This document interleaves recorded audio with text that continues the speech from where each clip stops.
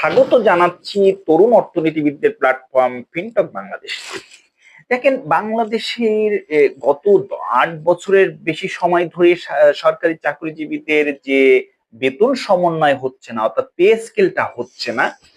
এই পে স্কেলটা হচ্ছে নতুন সরকার, তত্ত্বাবধায়ক সরকার অন্তর্বর্তী সরকার দায়িত্ব নেওয়ার পরে উদ্যোগ নিয়ে অনেকটা কাজ এগিয়েছে। কিন্তু অর্থনীতির সার্বিক বিবেচনায় নতুন সরকারের কাছে তারা পে স্কেলের কাঠামোটা দাঁড় করিয়ে দিয়ে নতুন সরকারের উপরে দায়িত্ব হস্তান্তর করতে। তাহলে ইন দা মিন টাইম একটা দারুণ উদ্যোগ নিয়েছে সরকারি চাকরিজীবীদের জন্য, যে 20% বা তার কম বেশি হচ্ছে আহ, মহার্ঘ ভাতা চালুর একটা উদ্যোগ নিয়েছে।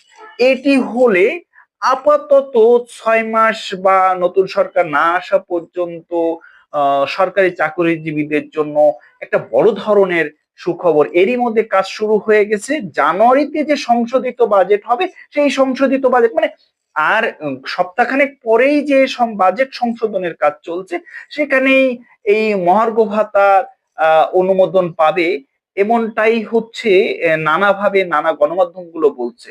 ধন্যবাদ।